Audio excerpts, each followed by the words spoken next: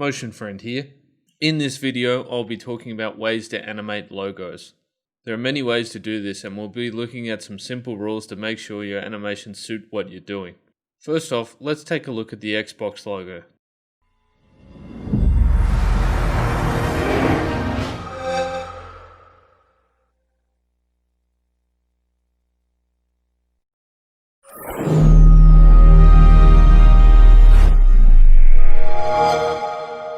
The Xbox logo has been animated numerous ways over the years and often gets updated when the new Xbox console comes out. For these animations, Xbox have what we call a style guide. I don't have the Xbox style guide, but I do have this one by Microsoft for example. Style guides help you keep every element consistent.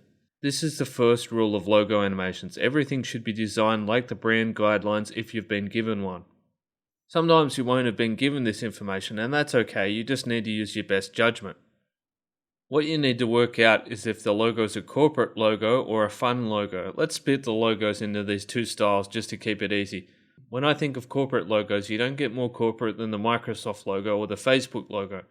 When I think fun logos, I think of Plants vs Zombies or Vanna logo. What is the difference between these two types of logos, you might ask? Well, for one, it's usually what you can get away with. A corporate logo is likely to come with the brand guidelines, and it'll tell you a lot of things like how much space you need around a logo, what things you can and can't do. Usually, rotating the logo, for example, is a bad idea. Distorting a logo with squash and stretch is usually out of the question for a corporate logo, but you can totally get away with it with a more fun brand. Here's an example. If I rotate the Microsoft logo or distort it, it looks like a meme. If I do the same thing with the Vanna logo, nobody will probably even blink an eye. So rule number 1, keep on brand with your animations and elements.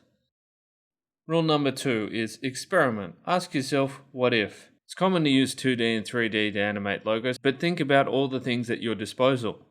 What if you use a track matte, particles? What if you use certain effects or just straight keyframing? What if you did something completely different? I say sketch ideas, make tests, and make experiments. You won't regret it. Rule number 3, can I use the animation principles? The principles I'll link to in the description are 12 ideas for animating elements. Generally, they make your animations more lively, but you can apply them subtly to a logo and it will work just fine. A great video and a must watch for anyone planning to animate anything. Link is in the description. Rule number 4, work with the time that you have. Sometimes it's better just to keep it simple.